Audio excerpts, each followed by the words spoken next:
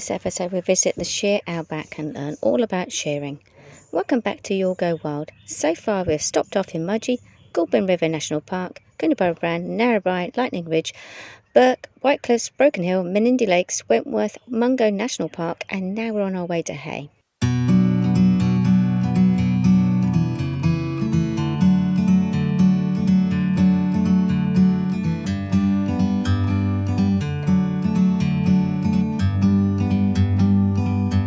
Like a bird on a tree,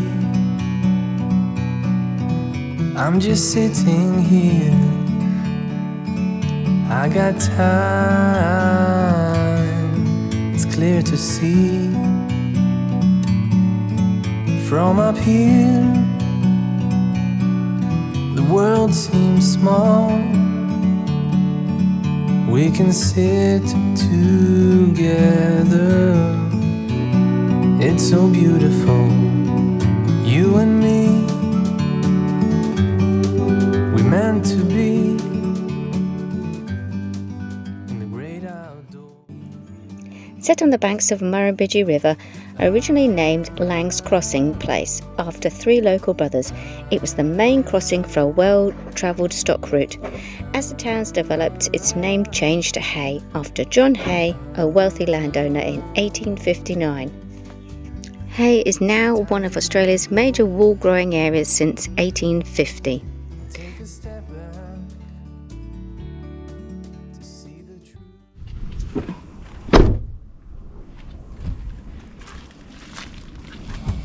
This is why they don't want you travelling through the Mungo National Park, isn't it, when it's got wet.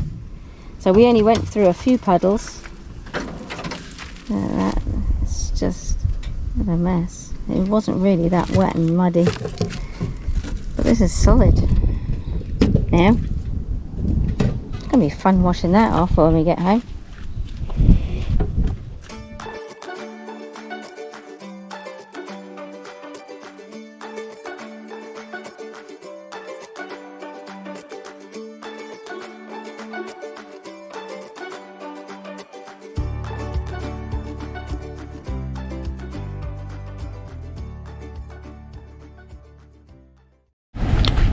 So where are we off to? I don't know, shearer shed. That's not what you did earlier. Wagon shed? No, you were dancing and singing. Never. Alright, so we're off to the Shear Outback.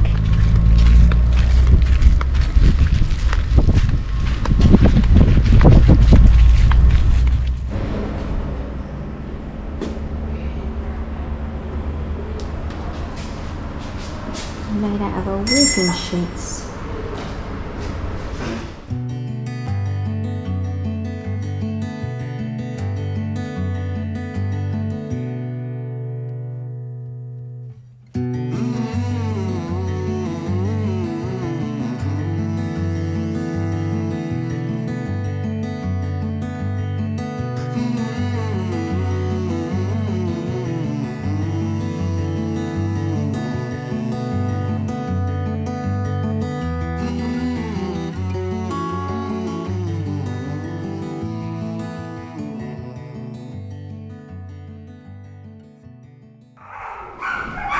That looks something going on there, is it? No.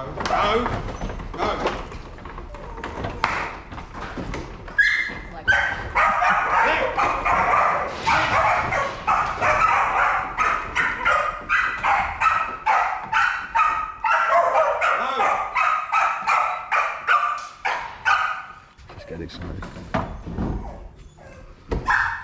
Come on.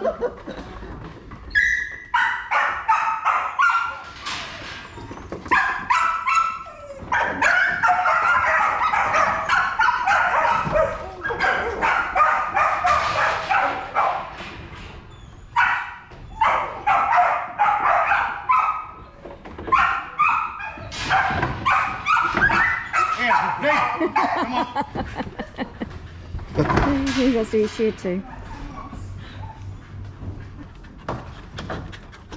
Go. Oh, no.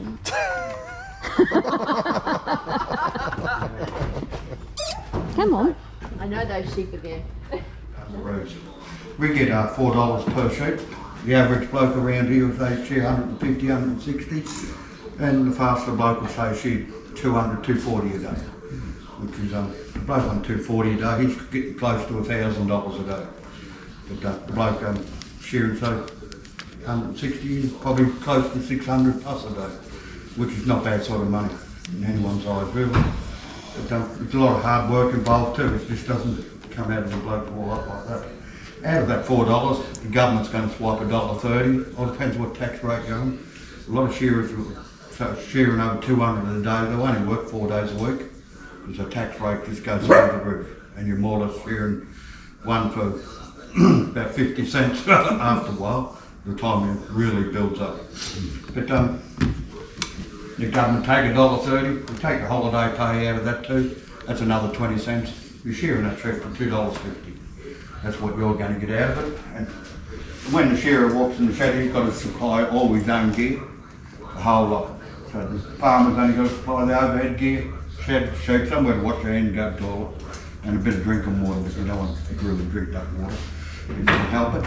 But, that's all he's got to supply, and the shearer's got to supply everything else, like fans, all the running gear. This handpiece will last about 7 to 8 months in a good year. In a bad year, probably about 3 months, especially a drought time. A handpiece today, we go and buy it, it's about $930. And of course you've got to put 100 cutters through it to wear that handpiece out. And that's going to cost you a bit over another $900 too. And we usually get about 4 months of the year here pretty flat out, between 3.5, 4 months. 7 days a week if you want it. But saying that, refly the Kiwis in and refly them home. The reason for that, we can't get any young fellas want to do this job anymore, especially young Aussies. Like. So what does the experienced shearer do the rest of the year? Like when he leaves here, what I used to do, I've given it up about 3 years ago now, maybe a bit longer, I had to. I used to go from here to Queensland, then work my way down to Broken Hill, and back over to White Cliffs and Tibooburra, then come back here. Spend a little bit of time on the farm or something like that, then go back to shearing. You've got to have a break from it. It's like any job. If you don't have a break, you can sort of go insane, shearing sheep all the time. 90% of our wool goes to China, and 10% goes to Italy. So they take a fair whack of it. Yeah.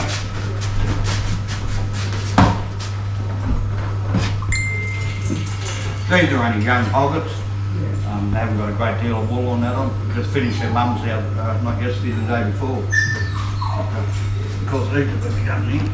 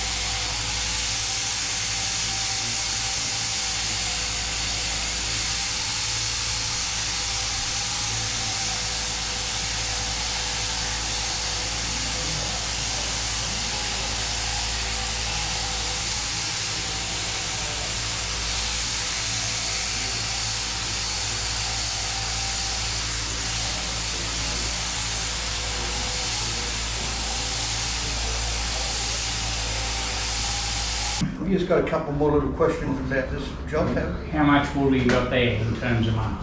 And weight? No, months. And money. How old? How old is it since last year? This one here? Yeah.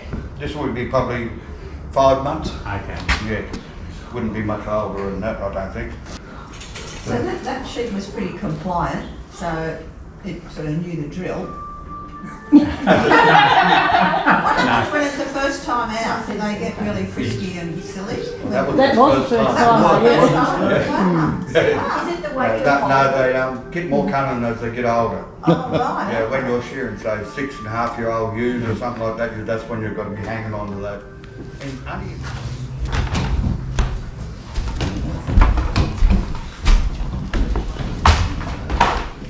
Yeah, well, like you said before, the sheep sort of just sat there and didn't want to do nothing, quiet. But like I say, they're not like that all the time. You usually got a classer and a rouseabout on this side. Classer there, rouseabout.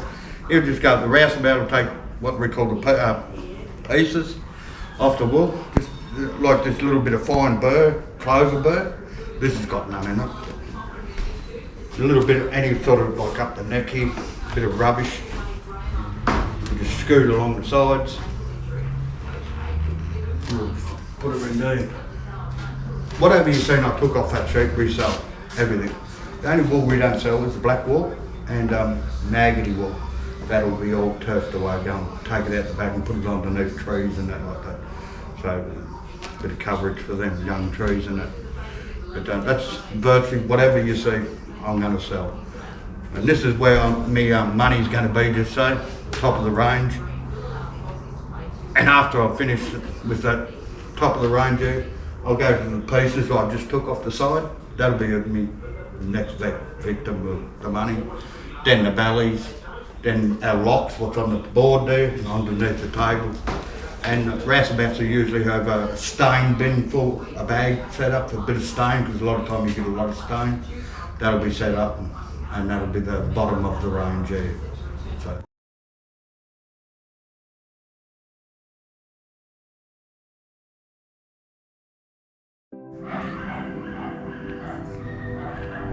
We're outside the Railway Museum, which will be quite interesting.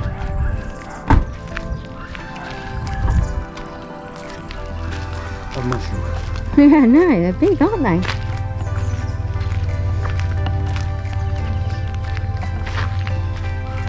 The size of those.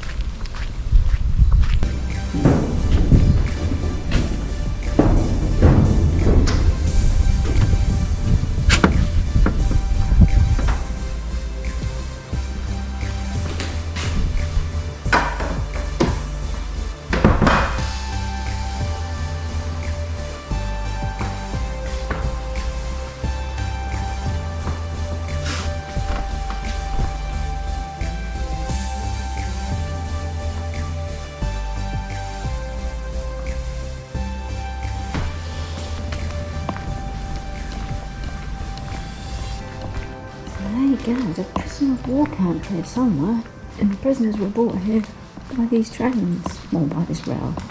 So it's great. So it's a free council swimming pool, and yeah, it's really nice. It's got showers, changing rooms, and it's a proper Olympic pool.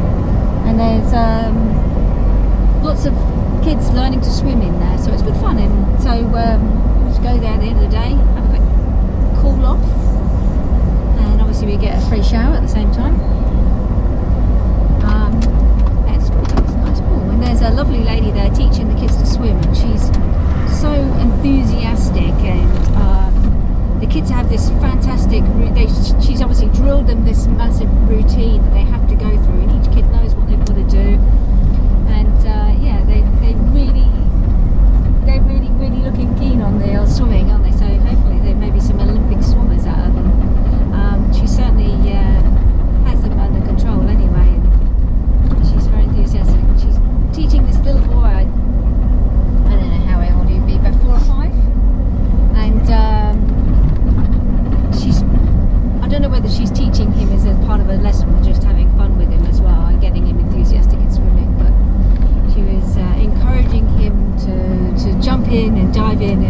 Riverside and swimming to the side, and he was really thoroughly enjoying himself. It was really fantastic watching them all smiling and having fun. So if you know the lady, she's got a wide brimmed hat, wide brimmed hat. She's a bit older than us, but yeah, she's doing really wonderful things with these kids. She's one of those special people. Anyway, we're going back to the camp. We're going to have a cup of tea. We finally get the bikes off the back of the car. They are the most travelled bikes that have barely been on the road. We are going on a ride along the Bidgee Riverside Trail, which is adorned with sculptures and information on the area.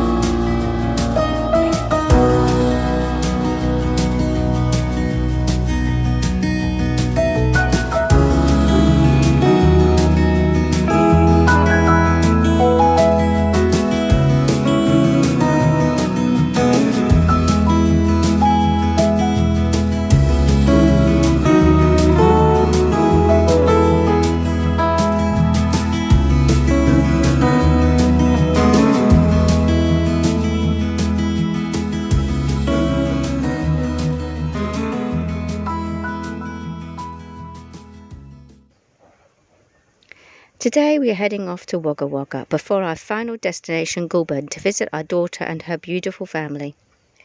Over the last few days we've been running away from the rain clouds. I know we've been moaning about the heat and wanting it to rain, but now we don't want to get stuck. We've been listening to the news in the car of the devastating floods, and we've been mindful of how our trip could impact others if we get stranded in the floods, so our last part of the journey has been a little crushed. Our son left a message about the rising water levels at home, so we decided not to stop in Wagga Wagga, but to take it in turns to drive home. We have both really enjoyed our Outback New South Wales adventure. Speaking to so many wonderful people has been a pleasure. Thank you one and all for your time and stories. I felt a great connection with this area and it was sad to leave, but I am sure we will return again. When we finally got back to Wollongong, we were totally surprised by what we discovered. the creek outside the back of the house, and it is rushing. Normally it's just a small trickle. This is a torrent. Never seen it this high before.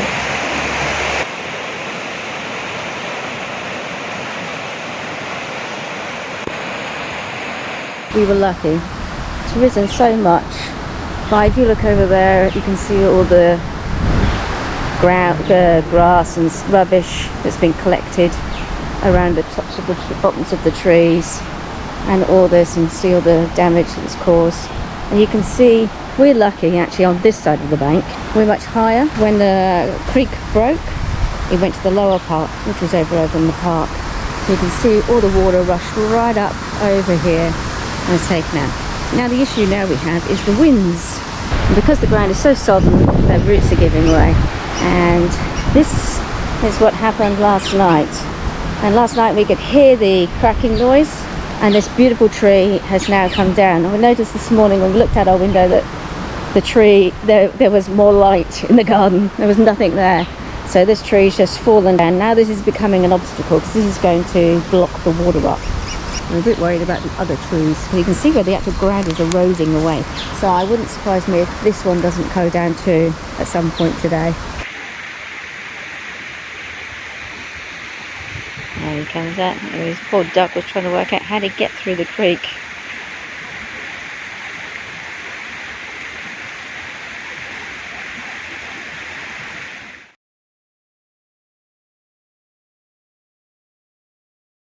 Next time on You'll Go Wild, we review our MDC. Was it the right choice of our journey, and what we disliked and what we have changed? Thanks for watching. Like, subscribe and share.